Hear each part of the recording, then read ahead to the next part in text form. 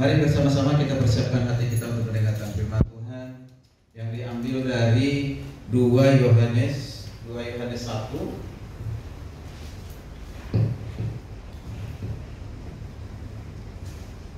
Saya ini lebih senang khotbah pengajaran, bukan berarti saya tidak anti dengan pengajaran yang khotbah praktika. Saya pun sering juga khotbah yang sifatnya praktika, karena saya pikir begini, ya kalau kita sudah menjadi anak Allah, sungguh-sungguh taat kepada Tuhan, dan kita berdoa kerja keras, pasti berhasil, pasti diberkati dengan segala cara Tuhan untuk melakukan yang baik. Nah, tetapi hal yang penting gereja hari ini, hari ini gereja ini harus kuat di dalam pengajaran, harus kuat dalam pengajaran. Kalau tidak kuat dalam pengajaran, maka nanti motivasinya mengikut Tuhan, mengikut ibadah itu bisa salah, bisa tidak benar. Ya, Yesus menegur orang-orang mengikut Dia di Yohanes 6. Ya, di Yohanes 6 nanti itu bukan itu yang menjadi firman Tuhan, tapi saya mengatakan di situ ada 2 kelompok memiliki motivasi yang berbeda di dalam mengikut Tuhan. Banyak gak yang mengikut Tuhan ketika Yesus melakukan mujizat? Ketika Yesus melakukan mujizat dengan 5.000 laki-laki makan, banyak sekali, berbondong-bondong kata kita. Nah, tetapi setelah Yesus menjelaskan, menyatakan, memperkenalkan siapa dirinya adalah roti hidup, Dia adalah Tuhan, memberikan kehidupan kekal bagi mereka yang percaya kepadanya, apa yang terjadi? Apakah tadi yang berbondong-bondong itu semuanya tetap ada bersama dengan Tuhan, mengikut Tuhan? Tidak. Justru kita mengatakan berbondong-bondong juga, banyak juga meninggalkan Yesus. Artinya apa? Menolak Yesus. Ketika Yesus memberikan suatu pengajaran tentang dirinya, ternyata bukan hanya zamannya Yesus, zamannya Rasul, zamannya sekarang pun masih. Maka gereja itu harus kuat di dalam pengajaran, supaya imannya bukan iman dibangun atas dasar berkat. Saya datang ke gereja hanya karena ingin diberkati. Imannya bukan berdasarkan karena mujizat, bukan karena kesembuhan, bukan karena kesuksesan, tetapi karena pengenalan akan Tuhan dengan baik dan benar. Amin. Kalau yang tadi itu kesuksesan, keberhasilan, saya percaya itu akan mengikuti kita semuanya. Mari kita buat firman Tuhan dari kitab 2 Yohanes 1 ayat 7 sampai 11. Saya akan baca Bapak Ibu. Firman Tuhan berkata demikian. Sebenarnya seluruh pasal itu, tetapi kita baca khususnya ayat ke-7 sampai 11. Firman Tuhan berkata demikian. Mari kita perhatikan. Sebab banyak penyesat telah muncul dan pergi ke seluruh dunia. Ia tidak mengaku bahwa Yesus Kristus telah datang sebagai manusia. Sebagai manusia itu adalah si penyesat dan dikatakan antikristus. Waspadalah supaya kamu jangan kehilangan apa yang telah kami kerjakan itu, tetapi supaya kamu mendapatkan upahmu sepenuhnya. Setiap orang yang tidak tinggal di dalam ajaran Kristus, tetapi orang melangkah keluar dari situ, tidak memiliki Allah. Barang siapa tinggal di dalam ajaran itu, ia memiliki bapa maupun anak. Ayat 10, jikalau seorang datang kepadamu dan ia tidak membawa ajaran ini, janganlah kamu menerima dia di dalam rumahmu, dan jangan memberi salam kepadanya. Sebab barang siapa memberi salam kepadanya, ia mendapat bagian dalam pembuatan yang jahat. Puji Tuhan. Saya berulangi membaca ayat yang ke-8. Waspadalah supaya kamu jangan kehilangan apa yang telah kamu kerjakan itu. Waspada. Nah, sebelum ke situ, mundur 1 Yohanes 2. 1 Yohanes 2, saya akan baca 1 Yohanes 2 di ayatnya yang ke-18 19. Demikian firman Tuhan. Anak-anakku, waktu ini adalah waktu yang terakhir. Dan seperti yang telah kamu dengar, seorang antikristus akan datang. sekarang telah bangkit banyak antikristus. Itulah tandanya bahwa waktu ini benar-benar adalah waktu yang terakhir. Memang mereka berasal dari antara kita, tetapi mereka tidak sungguh-sungguh termasuk pada kita. Sebab jika mereka sungguh-sungguh termasuk pada kita, niscaya mereka tetap bersama-sama dengan kita. Tetapi hal itu terjadi supaya menjadi nyata bahwa tidak semua mereka sungguh-sungguh termasuk pada kita. Nah, dari nas pembacaan firman Tuhan hari ini, kita mau coba memahami apa yang dikatakan oleh Rasul Yohanes. Kalau kita perhatikan tulisan Rasul Yohanes ini yang mengatakan penyesat antikris itu ada di 4 ayat, ya, di kitab Yohanes, maksudnya 1 Yohanes ini. Nah, mengapa begitu penting Yohanes menekankan itu, menyampaikan hal itu? Ternyata pada saat Yohanes pelayanan dan juga pada masa rasul-rasul sudah banyak penyesat-penyesat dan antikris. Zaman rasul-rasul sudah banyak penyesat-penyesat antikris. Kalau tadi Yohanes mengatakan mereka ada di antara kita, mereka berasal di antara kita. Jadi zaman rasul, zaman gereja, zaman Yesus, zaman rasul, zaman gereja mula-mula sampai masa kini, penyesat dan antikris itu masih terus menyatakan dirinya, memperkenalkan ajarannya, mempengaruhi banyak orang supaya mengikuti ajarannya.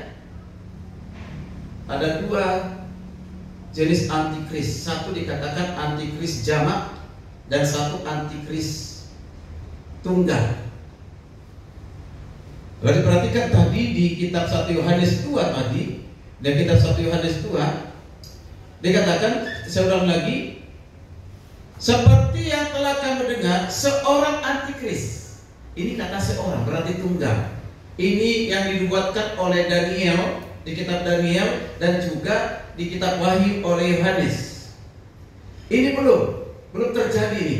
Nanti di akhir zaman, ya, di akhir zaman. Nah, yang sekarang ini dikatakan sekarang telah bangkit. Nah, ini sekarang telah bangkit berarti zamannya Yohanes sampai zamannya sekarang telah bangkit banyak antikris. Telah banyak antikris ini yang jamak ini. Dan Yohanes mengatakan mereka dari mana? Ada di antara kita, tapi mereka bukan sungguh-sungguh dari kita.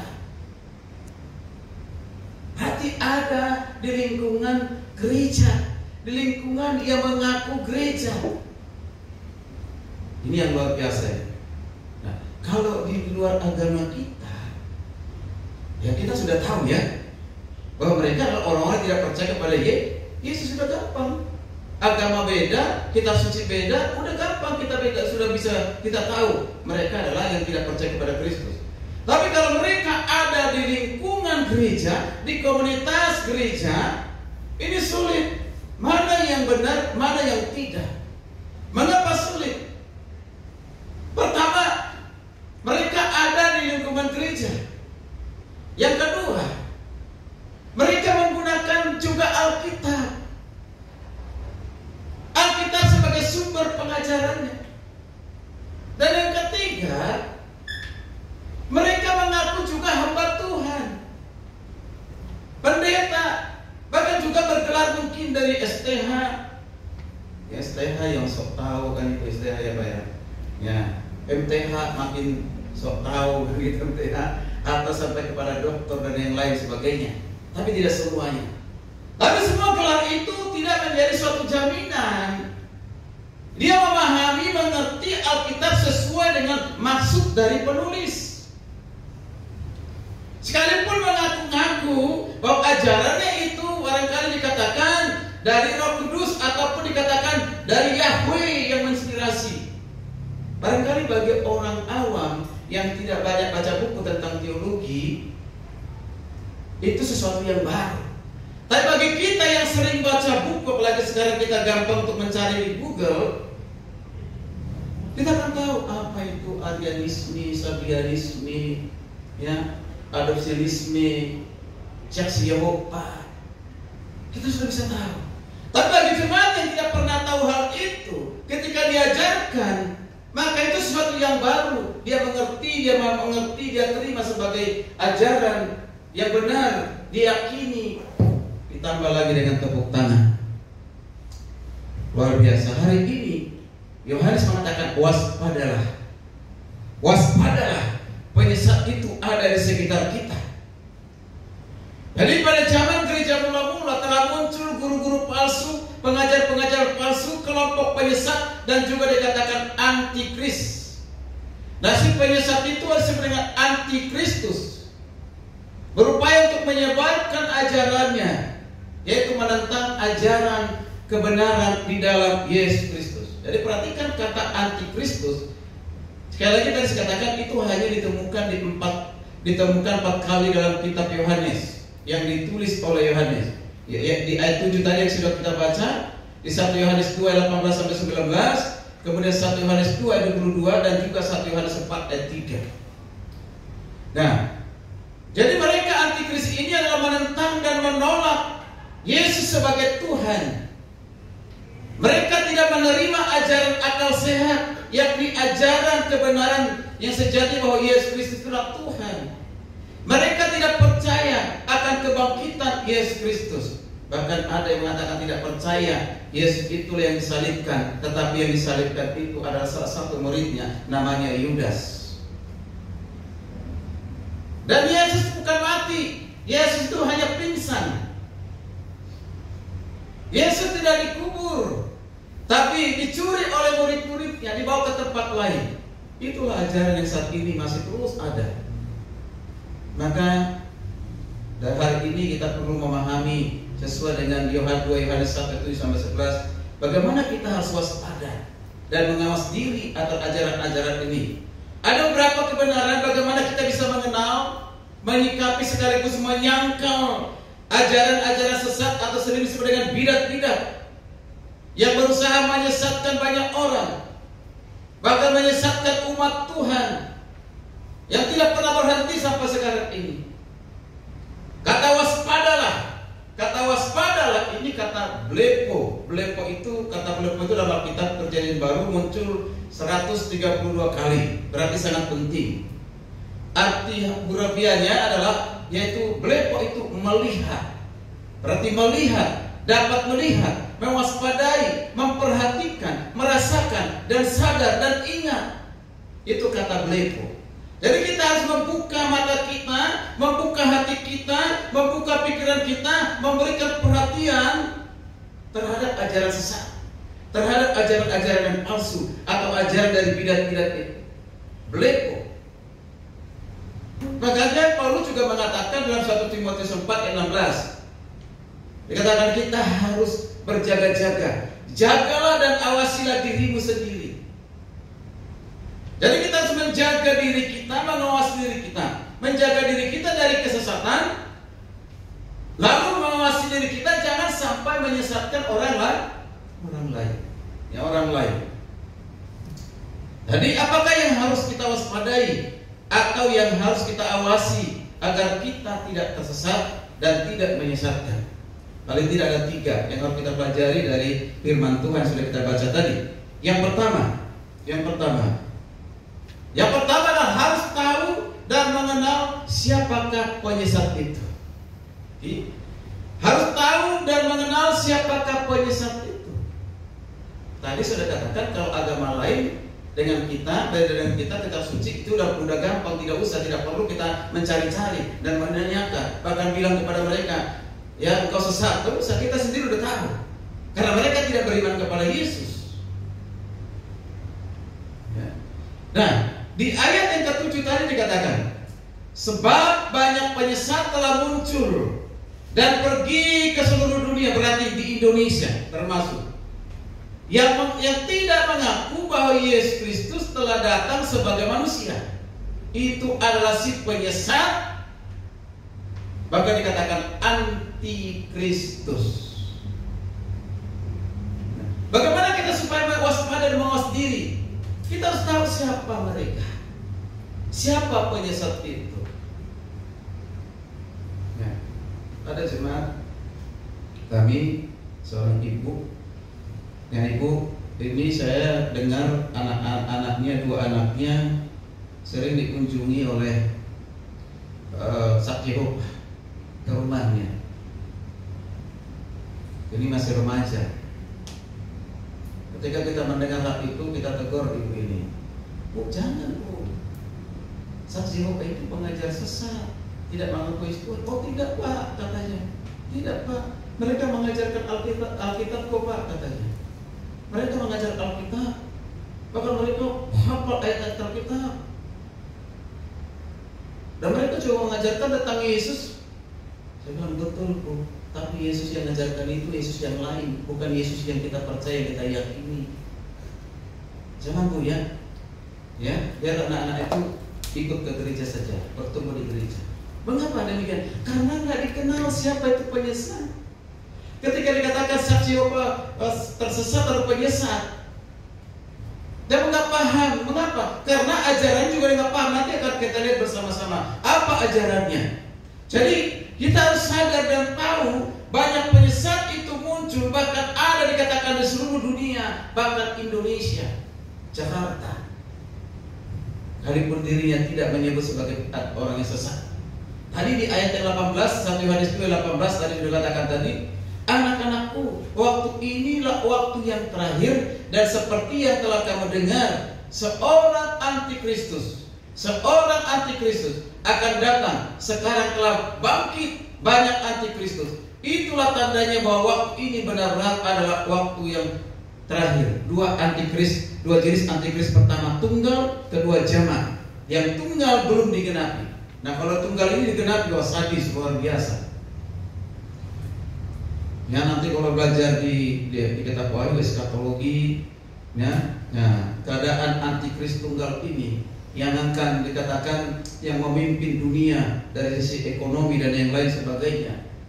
Ya, kalau sudah mereka menguasai, orang-orang yang tidak ikut dengan mereka, itu taruhannya apa? Nyaman. Sering kita menonton film-film kejaman ya. Ya, tidak semuanya sebenarnya seperti yang dikatakan Alkitab. Banyak yang dibubu-bubu supaya menarik gitu. Ya, supaya menarik orang nontonnya. Dan itu belum terjadi. Itu sudah dibuatkan oleh Daniel dan juga Yohanes di kitab Wahyu. Tapi yang sekarang ini adalah yang jamak banyak antikristus. Mereka yang menolak Yesus sebagai Tuhan. Dan mereka yang ada di gereja tetapi mereka menolak Yesus sebagai Tuhan, ini adalah antikris. Dan sekalipun mereka ada di gereja, di ayat 19 dikatakan, memang mereka itu siapa? Antikristus, berasal di antara kita, tetapi mereka tidak sungguh-sungguh termasuk pada kita. Sebenarnya apa maksudnya ini? Ketika saya coba menggali, memahami, berasal di antara kita, ternyata ada di lingkungan komunitas orang-orang Kristen, orang-orang percaya, ada di gereja. Nah, saksi Yehova kan itu kita satu induk dalam Bimas Kristen kan, ya kan? Tapi nyatakan gereja. Nah, nyatakan gereja. Kalau kita menjadi anggota dari PGI, itu ada satu pengakuan sebagai mau jadi anggota di situ, yaitu pengakuan itu adalah Yesus Kristuslah Tuhan. Ya, pengakuan iman Rasul seperti yang kita ucapkan tadi, ya, dan pengakuan Allah Trinitas. Kalau tidak diterima menjadi anggota dari PGI itu. Nah, dikatakan tidak sungguh-sungguh termasuk pada kita. Artinya mereka tahu Alkitab, mengajar Alkitab, sumbernya Alkitab, tapi tidak memahami Alkitab sesuai dengan maksud Tuhan, sesuai dengan maksud penulis, tapi sesuai dengan maksud pikirannya, sesuai dengan apa yang dia mau, sesuai dengan akal pikirannya, sehingga banyak bertentangan dengan apa yang ada dalam Alkitab. Jadi persoalannya mereka menggunakan Alkitab atau tidak, bukan, tapi bagaimana mereka menggunakan Alkitab. Itulah pentingnya kita namanya belajar hermeneutik. Kalau di dalam di sekolah tinggi teologi ada namanya mata kuliah hermeneutik. Kalau di kita itu ada 4 SKS. Hermeneutik induktif dan deduktif. Kalau induktif itu yang kita pakai. Kalau deduktif ini yang seringkali sesat, ajarannya keliru. Mengapa? Karena sudah ada dulu konsep di pikirannya, sudah ada ide dalam pikirannya, sudah ada kesimpulan dalam pikirannya, mungkin ditarik dari berbagai sumber, didapatkan sumber, lalu dicari ayat Alkitabnya untuk mendukung idenya, untuk mendukung kesimpulannya. Itu namanya deduktif. Tapi kalau induktif, kita harus pahami dulu, kita cari dulu datanya, faktanya. Sudah ketemu data dan faktanya, baru kita lihat dalam bahasa aslinya, konteksnya, konteks dekat, konteks jauh, dan semuanya. Hubungannya satu ayat kepada ayat yang lain, hubungan dari satu pasal kepada pasal yang lain, hubungan dari pasal kepada kitab yang lain. Nah, itu namanya induktif. Sehingga kebenaran itu dinamakan utuh. Alkitab tidak pernah berdiri sendiri satu ayat. Inilah yang digunakan oleh saksi Yehova. Selalu menggunakan satu ayat, nanti loncat lagi kepada ayat yang lain, yang kadang-kadang tidak ada hubungannya, dihubung-hubungkan sesuai dengan kepintaran kecerdasannya. Mereka ada, dikatakan tidak sungguh-sungguh, termasuk kita, karena mereka menyangkal Yesus sebagai Tuhan, hanya Yesus sebagai pengantara saja. Yesus itu hanya tokoh atau nabi saja, tidak lebih dari itu. Nanti kita lihat bersama-sama. Bahkan di ayat 22, 1 Yohanes 2 ayat 22 dikatakan begini, siapakah pendusta itu? Sebenarnya orang yang sama ya, yaitu bukankah dia yang menyangkal bahwa Yesus adalah Kristus, yang menyangkal bahwa Yesus adalah Kristus, dia itu adalah antikristus, yaitu dia yang menyangkal baik Bapa maupun Anak. Wow, perhatikan, barang siapa yang menyangkal Yesus, berarti dia tetap menyangkal Bapa. Barang siapa menyangkal Bapa, dia menyangkal Yesus. Jadi tidak boleh kita hanya katakan hanya saya percaya saja kepada Yesus. Kita harus percaya juga kepada Bapa. Alkitab sudah jelas mengatakan, barang siapa dikatakan menyangkal bahwa Yesus adalah Kristus, adalah Mesias.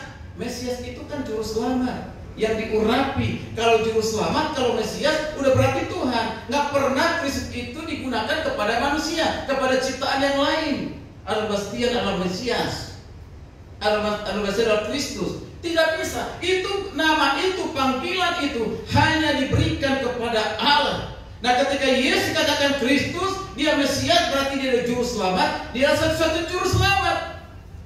Di luar itu tidak. Maka mereka yang menolak, menyangkal, dikatakan mereka antikristus. Firman Tuhan berkata demikian. Dia yang menyangkal baik Bapa maupun Anak. Dalam 1 Yohanes 4 ayat 3, baik kita mengenal siapa antikris atau penyesat itu, kita waspada. 1 Yohanes 4 ayat 3, dan setiap roh yang tidak mengaku Yesus tidak berasal dari Allah. Perhatikan ini, setiap dikatakan yang tidak mengaku Yesus tidak berasal dari Allah. Roh itu adalah roh antikristus. Dan tentang dia telah kamu dengar bahwa ia akan datang. Sekarang ia sudah ada di dalam dunia. Wow.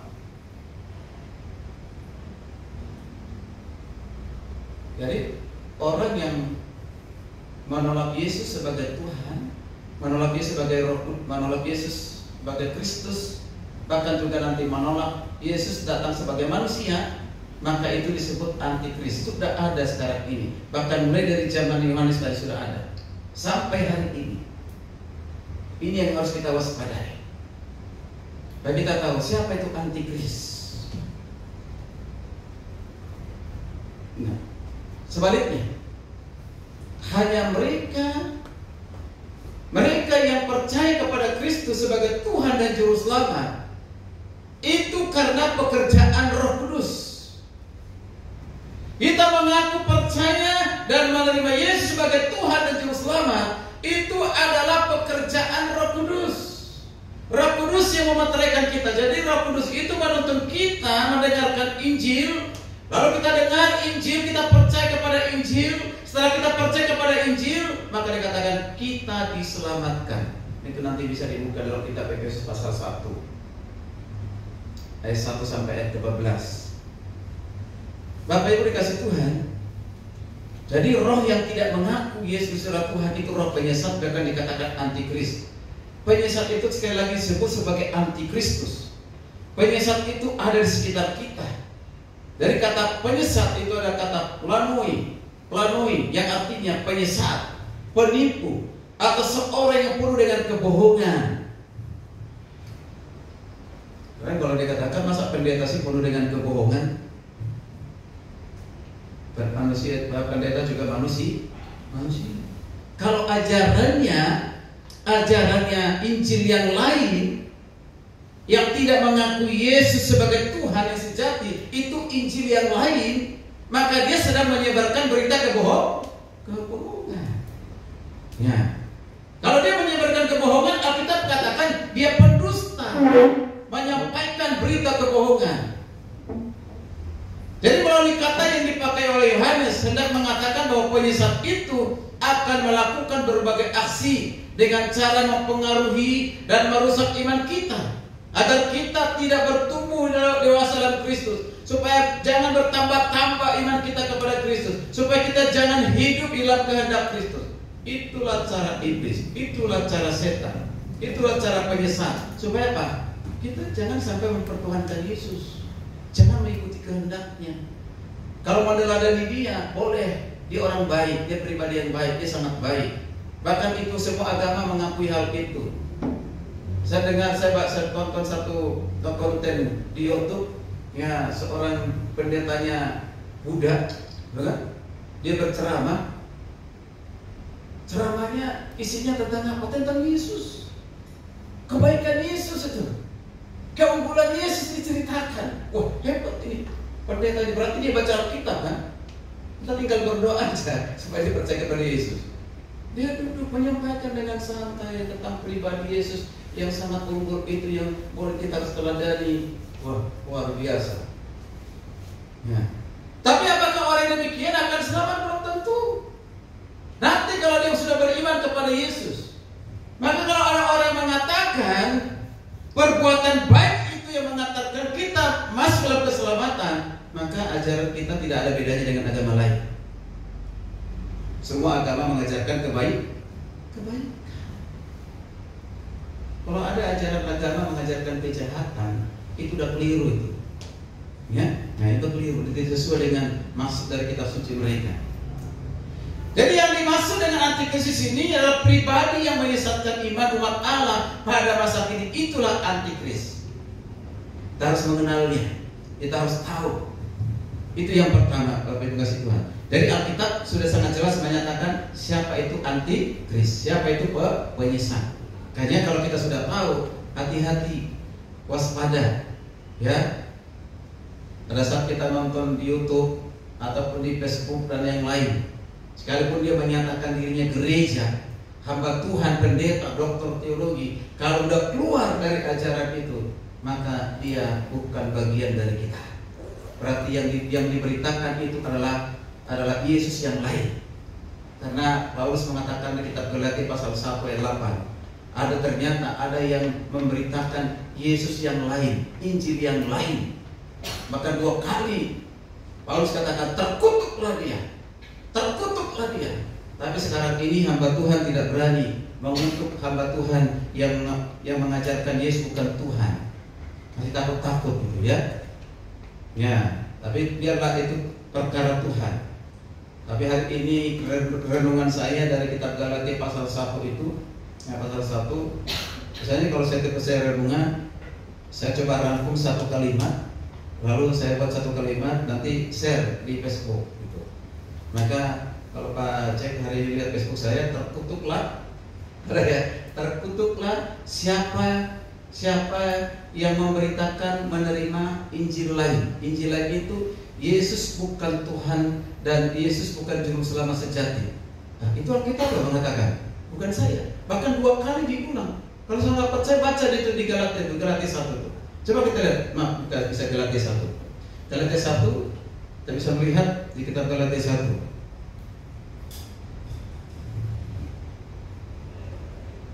Dikutuklah sama Paulus itu. Seorang rasul mengutuk ajaran itu. Galatia 1 ayat Kita lihat mulai dari 6. Saya akan baca, Bapak Ibu bisa perhatikan.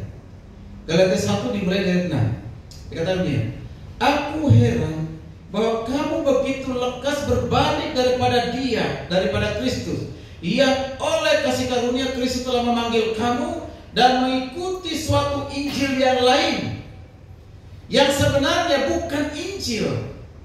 Hanya ada orang mengacaukan kamu dan bermaksud untuk memutarbalikkan Injil. Nah, jadi kalau ketika dikatakan Yesus bukan Tuhan, Yesus bukan juru selamat, Dia bukan Tuhan yang sejati, bukan juru selamat sejati, berarti ini sudah memutarbalikkan ini. Ya, yang sudah memutarbalikkan. Ini berarti Injil lain ini. Ya, lalu dikatakan apa? Tetapi sekalipun kami atau orang malaikat dari surga yang memberitakan kepada kamu suatu Injil yang berbeda dengan Injil yang telah kami atau Paulus, ya, dengan rasul-rasul yang lain beritakan kepadamu, perhatikan sini, terkutuklah dia. Wow, keras kan? Terkutuklah dia. Ayat 9. Seperti yang telah kami katakan dahulu, sekarang kukatakan sekali lagi, jikalau ada orang yang memberitakan kepadamu suatu Injil yang lain, Injil yang berbeda dengan apa yang telah kami terima, maka dia katakan terkutuklah dia. Berarti ini Paulus sangat serius dengan mereka penyesat, sangat serius dengan antikris. Wow, luar biasa. Bapak Ibu kasih Tuhan. Jadi kita sudah memahami siapa itu antikris. Sekarang kita lihat, sebenarnya sudah sedikit-sedikit disinggung juga.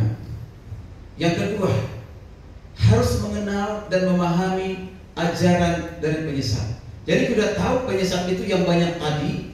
Lalu ajaran mereka apa? Ajaran yang mereka beritakan, yang mereka yakini, yang mereka terima, diberitakan ajarannya. Kalau ajarannya seperti ini, maka itu penyesat. Di ayat ke-7, kita pulang di ayat ke-7 tadi, sebab banyak penyesat telah muncul pergi ke seluruh dunia. Nah ini yang saya kasih dengan warna kuning ini, yang tidak mengaku bahwa Yesus Kristus telah datang sebagai manusia. Yang tidak mengaku bahwa Yesus Kristus telah datang sebagai manusia, itu adalah si penyesat dan antikris. Dalam konteks ini, ayat ini, ya, penyesatan itu adalah penyesatan tidak mengaku Yesus Kristus datang sebagai manusia. Bapak Ibu, coba kita berpikir, kalau Yesus tidak datang sebagai manusia, apakah ada Kristen? Apakah ada penebusan di kayu salib? Apakah ada keselamatan? Tidak ada. Bahkan mungkin kita tidak menyatakan diri sebagai gereja, ya? Jadi tidak ada nanti kematian dan kebangkitan dan kenaikan kalau Yesus tidak datang sebagai manusia. Kalau Allah Bapa yang mengutus anak yang tunggal tidak datang kepada manusia, tidak datang sebagai manusia, menjadi manusia, seperti dikatakan di Yohanes 1:14 itu, firman yang telah menjadi manusia. Seperti apa nasibnya manusia? Gak jelas. Nanti akan kita lihat akibat kalau orang tidak percaya kepada Kristus, akibat orang di luar Kristus. Jadi isu penyesatan dalam 2 Yohanes 1:7-9 ini adalah penolakan kemanusiaan Yesus Kristus. Jadi dalam konteks penyesatan ini tidak menolak keilahian Kristus dalam konteks ini, ya. Tapi di ayat yang lain nanti ada, ya. Tetapi menolak tegas keberadaan Yesus sebagai manusia sejati. Tapi sekarang ada orang menerima Yesus itu sebagai manusia sejati, manusia sempurna, tetapi dia bukan Tuhan, bukan Allah. Diakui sebagai manusia. Bahkan agama lain pun mereka mengatakan Yesus itu manusia, dia nabi, sama dengan nabi yang lain. Nabi Musa, Nabi Elia dan yang lain sama. Jadi ketika dikatakan Tuhan, ini yang berbeda. Ini yang menjadi terjadi penolakan. Ketika sudah mengatakan, kalau kita mengatakan Yesus nabi, Yesus orang baik, nah, Yesus tokoh yang patut diteladani, orang tidak akan pernah protes. Dia akan iakan, dia akan terima. Tapi ketika dikatakan Yesus adalah Tuhan, akan dikatakan kita ini orang gila, orang kafir, ya, manusia dipertuhankan. Kalau saya dikatakan kafir, gak usah sakit hati. Mengapa? Lebih baik secara singkat, kafir, kaya firman. Kaya firman. Nah, Bapak Ibu kasih Tuhan. Nah, kita perhatikan bersama-sama. Ajarannya apa? Jika Yesus tidak datang ke dunia ini dalam keberadaan tubuh insani tadi, maka akan bertentangan dengan ajaran Alkitab. Seperti saya dikatakan, tidak ada penebusan bagi manusia berdosa dan tidak ada keselamatan yang nyata. Jadi kemanusiaan Yesus, jadi kita harus memahami dui natur Yesus dari sisi keinsani dan juga ilahi. Dari sisi insani berarti dia sudah ada, lahir pada saat di Bethlehem, berinkarnasi. Tetapi dari sisi ilahi, dari keilahiannya, dia bukan ada pada saat ada di Bethlehem, tapi sebelum dia lahir di Bethlehem, sebelum segala sesuatu ada, dia sudah ada di dalam kekekalan. Yohanes 1 ayat 1-3 mengatakan demikian. Dia ada bersama dengan Bapa di dalam kekekalan. Bahkan Yesus pernah mengatakan kepada murid-muridnya di Yohanes 8 ayat 58, dikatakan, sebelum Abraham ada, aku telah ada. Itu adalah ego ini. Artinya dia sudah ada sebelum segala sesuatu ada. Bahkan sebelum Abraham ada, dia sudah ada. Orang Farisi ahli Taurat yang mendengarkan itu, perkataan Yesus, membuat mereka marah. Hampir mau melempari dengan batu. Mengapa mereka marah dan mau melempari dengan batu? Karena mereka memahami, ini menyatakan diri sebagai Tuhan. Kami tahu Abraham. Sebenarnya perkataan itu mengatakan, akulah Tuhan. Maka mereka marah. Mengapa? Karena mereka adalah penganut yaitu pengajaran tentang monoteisme. Allah itu Esa dengan Ulangan 6 ayat 4. Allah itu Esa. Dan kita semua penganut Allah itu Esa. Esa hanya satu, kita tidak menyembah 3 Allah, 4 Allah, beberapa Allah. Hanya satu Allah. Tapi dia menyatakan dalam 2-3 pribadi, Bapa, Anak, dan Roh Kudus. Dan Alkitab, fakta Alkitab banyak menyatakan hal itu, baik perjanjian lama maupun perjanjian baru. Kembali kepada ini, kemanusiaannya itu adalah sudah dinubuatkan dalam kekekalan, bahkan sudah dinubuatkan oleh para nabi bahwa dia harus menderita, dia harus mati, dia harus bangkit. Itu sudah diberitahu jauh sebelumnya oleh para nabi dan sangat jelas di Mazmur, di kitab Yesaya, kitab Yeremia, bahkan dimulai dari kitab Kejadian pasal 3 ayat 15. Kalau itu sudah dinubuatkan lalu tidak terjadi dengan sebagai manusia, maka bagaimana kita percaya kitab ini? Tapi puji Tuhan, semua apa yang dinubuatkan itu terjadi dengan Nabi, persis, tidak kurang, tidak ada kurangnya. Persis seperti yang dikatakan oleh Nabi. Dia menderita, dia disiksa, dia harus disalibkan, dia mati, dia dibangkitkan dan naik ke surga. Tidak ada yang kurang. Luar biasa. Dialah penebus kita.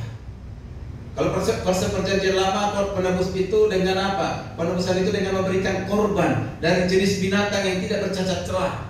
Itu menjadi suatu gambaran tentang Yesus yang datang ke depan, yaitu korban yang sempurna. Jadi korban itu Abraham, yaitu Isa. Nah, Isa anaknya satu-satunya yang tunggal itu menjadi gambaran bagi kita, bagi kita gambaran tentang Yesus yang tunggal juga, yang akan dikorbankan. Dan dia korban yang sempurna. Dan hanya sekali untuk selamanya. Dia mati sekali untuk selamanya. Mengapa saya mengatakan demikian ini? Karena ada juga ajaran yang mengatakan Yesus mati 2 kali. Satu di peristiwa kenosis dan satu di kayu salib. Saya adalah orang yang paling menantang ajaran ini. Maka saya ciptakan lagu untuk jemaat, Yesus mati sekali untuk selamanya. Karena kita belum punya artis rohani, jadi mahasiswa aja yang menyanyikan pakai gitar. Ada di YouTube. Nah, saya tidak perlu dengan orang yang mengajarkan itu. Saya perlunya dengan jemaat, orang-orang yang ikut di Facebook. Mereka diberkati. Gitu. Bapak Ibu kasih Tuhan. Mari kita lihat ajaran palsu masa kini, masa lalu maksudnya. Masa lalu, sering saya katakan begini, ajaran masa lalu yang sudah dibuang, ditolak oleh bapak-bapak gereja, sampah itu diambil lagi oleh orang-orang tertentu masa kini. Lalu dikatakan itu ajaran baru, diilhami oleh Yahweh, mengaku hal itu. Di antaranya bisa perhatikan, kembali diambil sampah itu, yaitu yang pertama, Yesus hanya manusia biasa, Yesus itu manusia sempurna, tetapi bukan Tuhan. Kita mungkin sudah dengar hal itu. Bahkan dikatakan Yesus bukan juru selamat sejati. Ini bolak-balik ini. Yesus hanya sosok pribadi atau tokoh yang dapat diteladani. Yesus hanya seorang nabi yang diutus. Bapak Ibu kasih Tuhan, ketika dia mengajarkan seperti ini tentang Yesus, agama lain mereka senang. Wah, ini pendeta yang benar, ajarannya sama dengan kita. Jadi ada di YouTube mengatakan kita tinggal berdoa supaya secepatnya menerima hidayah. Itu dari mereka. Ternyata mereka mengikuti juga itu, ya, mengikuti ajaran itu, mengikuti ajaran yang kenosis, ya, mengikuti ajaran logos itu. Yang sekarang mungkin sudah berapa bagian, sudah mungkin 17-18. Awalnya saya rajin mendownload karena ini saya dengar, saya ingin perbandingan yang lain sebagainya. Tapi terakhir sudah saya nggak ngambil lagi karena ajaran di situ aja berputar. Wah, luar biasa. Intinya hanya mengatakan Yesus bukan Tuhan, Yesus bukan juru selamat sejati, Yesus bukan gembala yang baik. Nah, intinya hanya di situ. Jadi merendahkan, bahkan dikatakan dari dulu sebenarnya sampai sekarang saya tidak sepakat ajaran orang mengatakan Yesus setara dengan Bapa. Bahkan katakan kepada teman ini sebagai moderator, dulu waktu kuliah, kalau kamu katakan Yesus tidak sederajat dengan Bapa, tidak sederajat Bapa, kamu akan dimusuhi. Kalau katakan, sebenarnya udah dari dulu saya mengajarkan dan yakin Yesus itu tidak sederajat dengan Bapa. Ini berarti yang diberitakan Yesus yang lain, bukan Yesus yang sudah kita percaya, kita yakini. Satu-satunya yang memberikan keselamatan. Karena jelas Yohanes 14 namanya dibalik. Dikatakan itu hanya satu keteladanan, bukan menunjukkan dia satu-satunya jalan kebenaran. Sudah jelas Yohanes 14 ayat 6, akulah jalan, kebenaran dan hidup. Tidak seorang pun yang datang kepada Bapa kalau tidak melalui aku. Ini artinya Yesus satu-satunya jalan keselamatan, tidak ada jalan lain. Berarti di luar Yesus manusia binasa. Nah, berarti siapa itu? Allah yang mungkin melakukan itu. Tidak mungkin manusia biasa.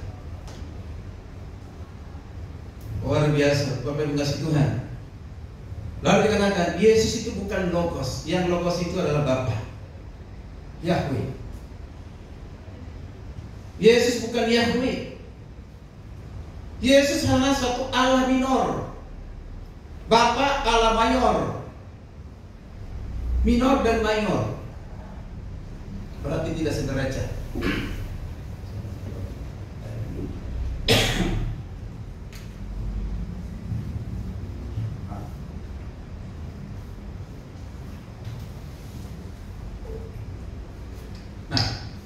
Kalau kita perhatikan, bagaimana dikatakan ada Allah minor, ada Allah mayor, Bapa mayor, Yesus minor, Allah kecil, Allah besar. Di mana ajaran Alkitab kalau bukan konsep manusia ini? Kalau kita pahami dengan benar siapa Yesus, pribadi Yesus, sebelum dia berinkarnasi dan saat dia berinkarnasi, Yesus sendiri mengatakan, aku dan Bapa adalah satu. Tapi ini diajaran lagi, ini satu dalam pengembalaan. Ini satu dalam hal apa? Satu hakikat. Satu dalam keberadaan sebagai Allah. Satu dalam merencanakan keselamatan. Jadi hakikat, satu hakikat, tapi ditolak itu satu hakikat. Jadi semuanya ajaran-ajaran merendahkan Yesus. Saya ayat Alkitab. Jadi seenak pikirannya, seenak hatinya. Hati-hati Bapak Ibu kasih Tuhan. Tidak ada namanya Allah minor, Allah mayor. Bapa, Anak, dan Roh Kudus adalah setara. Amin. Kok nggak ada yang aminkan? Barangkali Bapak harus setuju dengan ajaran di luar sana. Tidak kan? Bapa, Anak, dan Roh Kudus adalah setara sehakikat. Amin. Di dalam hal keilahian. Ada lagi mengatakan Yesus menjadi anak Allah setelah dibaptis. Banyak orang Kristen yang terjebak dalam hal ini memahami seperti itu. Jadi kapan Yesus itu sebagai anak Allah atau dia punya kuasa? Setelah dibaptis. Jadi katakan, dari Yohanes Pembaptis, Yesus naik masuk ke kolam baptisan, itu anak Allah, anak pribadi yang kedua. Lalu Allah berkata, inilah anakku yang kasihi, kepadanya lah aku berkenan. Lalu dikatakan ada turun bagaikan bubur burung merpati, itu dilengkapi dengan Roh Kudus.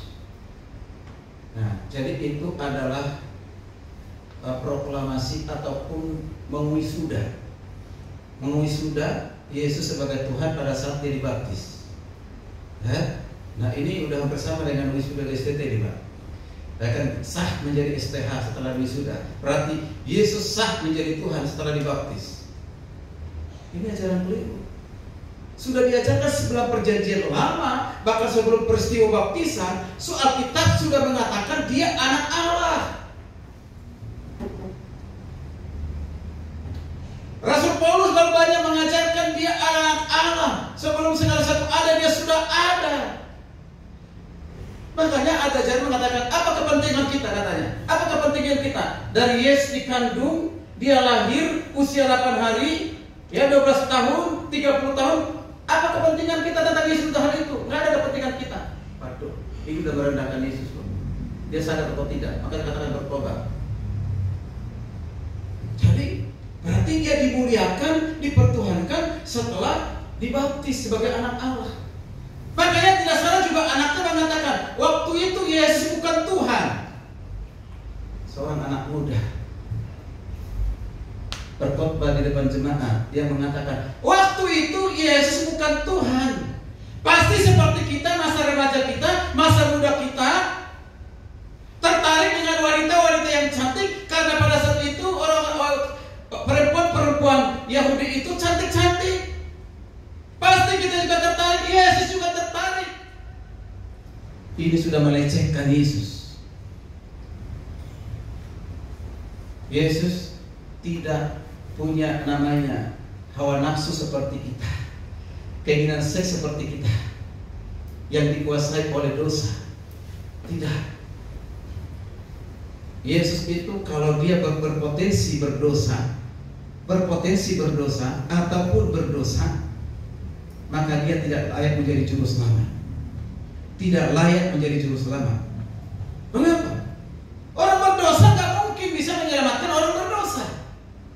Makanya syarat juru selamat itu hanya dua. Pertama itu adalah Allah itu sendiri. Yang kedua manusia di dalam pribadi Yesus Kristus, yaitu manusia yang tidak berdosa. Lalu kita cari dalam Alkitab, di dunia ini adakah manusia yang tidak berdosa? Alkitab katakan dalam Roma 3:3, semua orang telah berbuat dosa.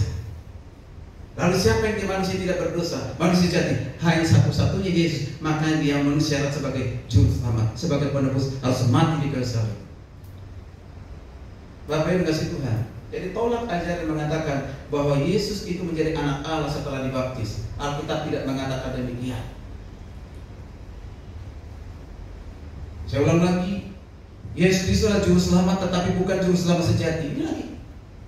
Jadi ketika dikritik, diprotes banyak orang, coba melunakkan karena situasi panas, tiba-tiba dikatakan Yesus itu juru selamat. Kalau juru selamat silakan kita.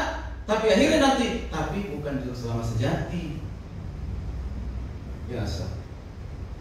Yang juru selamat sejati itu hanya Yahweh, hanya Bapa, bukan Yesus. Bahkan ada juga ajaran mengatakan, yang mengaku pendeta, doktor, dan punya STT mengatakan Yesus itu ciptaan, dengan mengutip Wahyu 3 ayat yang ke-14. Nanti Bapak Ibu bisa baca itu. Permulaan dari ciptaan. Makanya di kitab yang baru, terjemahan yang sekarang ini, yang Lembaga Alkitab Indonesia tahun 2023 Sudah mengatakan bukan lagi permulaan ciptaan, tetapi sumber dari segala ciptaan. Bapak Ibu harus punya Alkitab itu. Ya, sumber dari segala ciptaan. Yesus itu bukan ciptaan, tetapi Dia pencipta. Alkitab sangat jelas. Yohanes 1 ayat 3 mengatakan, di dalam Dia diciptakan segala sesuatu. Di Kolose 1 ayat 16 dikatakan juga, di dalam Dia, dalam Yesus, segala sesuatu diciptakan, baik yang kelihatan maupun yang tidak kelihatan. Di dalam siapa? Di dalam Yesus. Dan banyak ayat yang Alkitab yang mengatakan demikian. Bapak Ibu kasih Tuhan. Jadi kita tolak juga ajaran yang mengatakan Yesus itu ciptaan. Dia tidak ciptaan, tapi Dia pencipta. Dan juga menolak Allah Tritunggal, dan mengatakan Allah Tritunggal itu tidak relevan. Itu hasil rekayasa dari bapak-bapak gereja. Bahkan berani mengatakan menolak ajaran bapak-bapak gereja. Dia bilang, sebenarnya bapak-bapak gereja itu ajarannya udah salah, udah sangat salah, tapi ini akan bertentangan dengan yang lain. Wow, saya terlalu yakin ajaran dari bapak-bapak gereja itu, mereka merumuskan apa yang ada dalam Alkitab. Mengapa? Karena pada saat itu banyak ajaran-ajaran sesat. Supaya ada suatu pendirian, pegangan, dasar yang kokoh, dasar yang kuat bagi jemaat. Maka dirumuskan oleh bapak-bapak gereja di konsili itu 325 dan juga 281. Dirumuskan sehingga ada pengakuan iman rasul itu sampai hari ini kita ucapkan. Bapak yang kasih Tuhan, orang yang menolak Allah Trinitas, Allah Tritunggal, dengan mengatakan tidak ada istilah Tritunggal dalam Alkitab. Memang betul tidak ada istilah Tritunggal, tetapi esensinya ada, isinya ada, pengajarannya ada. Amin. Nah, coba kita perhatikan. Coba diketik dulu di Alkitab, di Alkitab kita yang ada ini. Coba cari kata gereja, ada nggak? Nggak ada. Nggak ada kata gereja. Kenapa kita gunakan gereja? Sesat dong. Bahkan tidak ada kata perjamuan kudus, perjamuan suci, tidak ada dalam Alkitab. Kenapa kita gunakan setiap perjamuan kudus, perjamuan suci? Bahkan tidak ada kata inkarnasi dalam Alkitab. Kenapa kita gunakan? Harus fair, ya? Suatu istilah yang tidak ada dalam Alkitab bukan berarti tidak ada pengajaran esensi dalam Alkitab. Ada. Bapak Ibu kasih Tuhan. Saya ini kalau di S2 pengajar Allah Trinitas. Belum dapat mata kuliah Pak ya. Ya saya buat terbuka diskusi. Saya putar satu video tentang yang anti dengan Trinitas. Mereka dengar, diskusi. Lalu, kalian ada di mana? Ada yang dari mana? Ini, saya tidak boleh paksakan. Kamu harus ini, tidak. Tapi dengar sendiri aja. Ternyata mayoritas bahkan hampir semuanya menolak. Saya bilang ini kita diskusi. Jadi jangan seolah-olah nanti saya tidak mendapatkan nilai yang bagus kalau saya katakan saya menolak Allah Tritunggal. Jangan. Silakan. Itu hak masing-masing. Tidak bisa paksakan. Ternyata semuanya menolak ajaran-ajaran yang anti Tritunggal itu. Bapak Ibu kasih Tuhan. Yang terakhir, sekarang bagaimana sikap kita terhadap ajaran sesat? Ini yang penting. Ayat 9:11. Dikatakan begini, mulai dari 9. Setiap orang, kita mulai dari 10 saja. Dikatakan begini, ya. Jikalau seorang datang kepadamu dan ia tidak membawa ajaran ini, ya, ternyata kita harus mulai dari 9 karena di situ ada 9, mulai dari 9. Setiap orang yang tidak tinggal di dalam ajaran Kristus, tetapi yang melangkah keluar dari ajaran Kristus, yang dikatakan tidak memiliki Allah. Luar biasa. Tidak memiliki Allah. Barang siapa tinggal di dalam ajaran Kristus, ia memiliki bapa maupun memiliki anak. Jika seorang datang kepadamu dan ia tidak membawa ajaran ini, janganlah kamu menerima dia di dalam rumahmu dan janganlah memberi salam kepadanya. Jadi ada dua sikap kita dalam menolak ajaran sesat. Sikap yang pertama adalah harus sikap berpegang teguh kepada ajaran Kristus yang saya sampaikan tadi. Jadi setiap orang yang tinggal di dalam ajaran Kristus apa? Ya, ajaran Kristus menyatakan dirinya Tuhan, menyatakan dirinya jalan kebenaran, dia juru selamat, dia Mesias. Itu ajaran Kristus. Jadi kita harus tetap tinggal dalam ajaran itu. Jangan keluar, jangan melangkah keluar. Artinya jangan kita tinggalkan ajaran itu. Ya. Nah, berikutnya kata perasa tinggal di dalam ajaran Kristus 9a sebagai apa? Itu adalah ukuran, berarti patokan upaya pengenalan manusia terhadap Allah. Jadi kalau ditanya lagi, bagaimana kita bisa mengenal Allah? Patokannya hanya satu, kenallah Yesus. Kenallah Yesus. Sejauh mana kita mengenal Yesus, sejauh itulah kita mengenal Tuhan. Karena melalui Yesus kita mengerti siapa Bapa. Melalui Yesus kita mengerti siapa itu Roh Kudus. Melalui Yesus kita mengerti siapa diri kita. Melalui Yesus kita mengerti siapa dunia ini.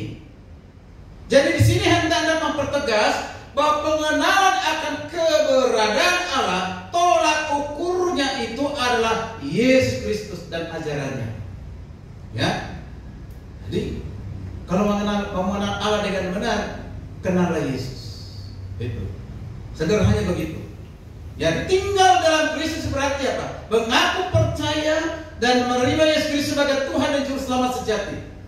Silakan nanti Bapak Ibu baca Yohanes 1:12, Roma 10:9. Barang siapa yang mengaku dengan mulutnya, percaya dalam hatinya bahwa Yesus adalah Tuhan yang telah mati dan dibangkitkan, maka dia diselamatkan. Tetapi semua yang menerimanya diberi kuasa menjadi anak-anak Allah, yaitu mereka yang percaya dalam namanya. Orang yang percaya dalam nama Yesus berarti tidak tinggal dalam Yesus. Lalu yang berikutnya, siapa yang dikatakan tinggal di dalam Kristus berarti mengakui dan percaya bahwa Yesus Kristus adalah satu-satunya juru selamat dan jalan keselamatan, tidak ada jalan lain. Yohanes 14:6 ini orang Kristen harus hafal. Atas kepadanya, akulah jalan, kebenaran dan hidup. Tidak seorang pun yang datang kepada Bapa kalau tidak melalui aku. Ini orang Kristen, kalimat ini adalah kalimat syahadatnya orang Kristen.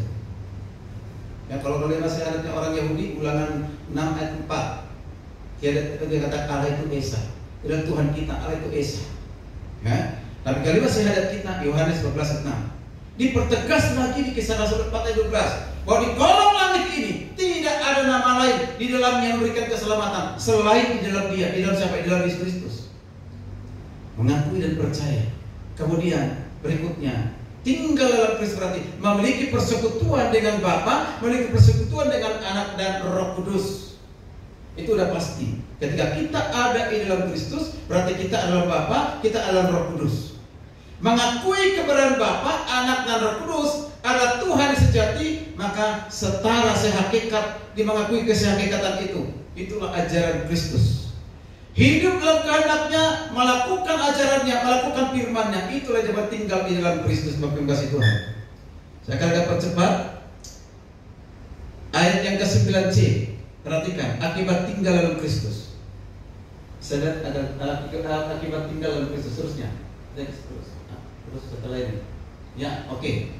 Ya, akibat tinggal dalam Kristus dikatakan ia memiliki Bapa dan juga memiliki anak. Artinya memiliki Yesus. Jadi dua pribadi ini nggak bisa dipisahkan. Aku yang hanya memiliki Bapa saja, nggak usah Yesus, nggak bisa, sesat. Kita harus memiliki Bapa maupun anak.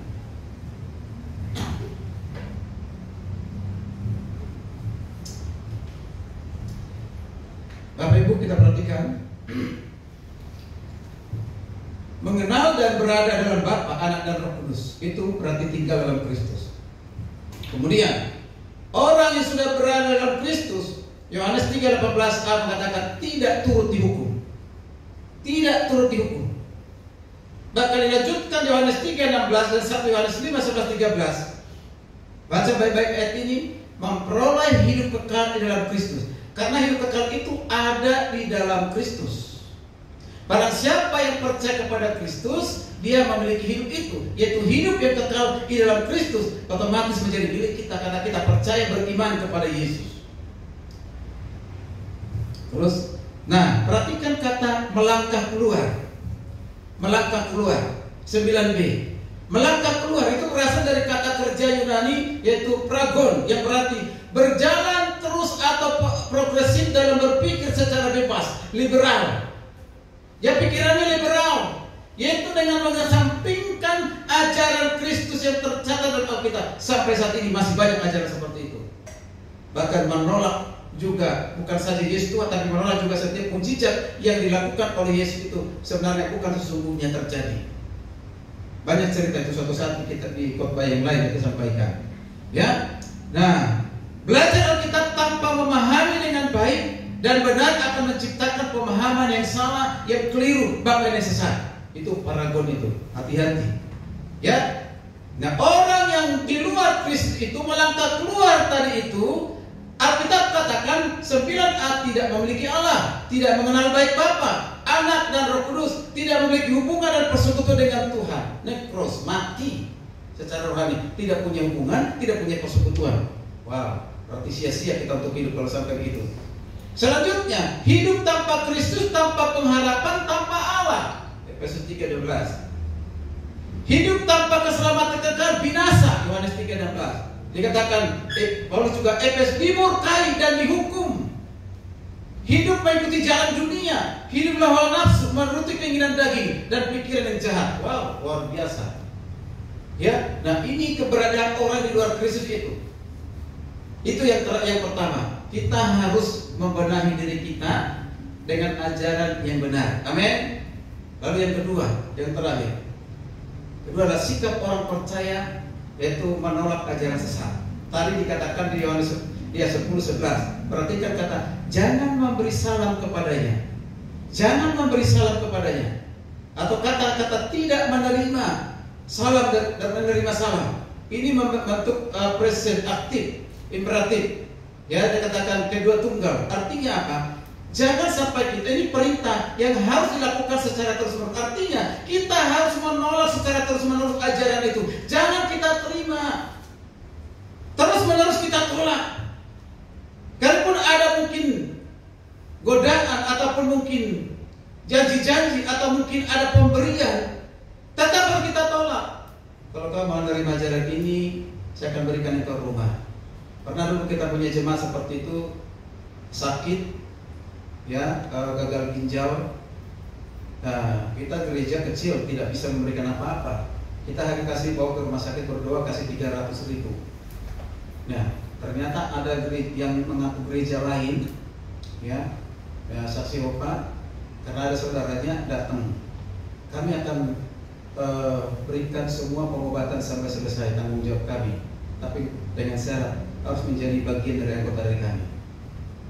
Wah, ini karena godaan ini tidak kuat ajarannya, dia ikut dari saksi Yehova.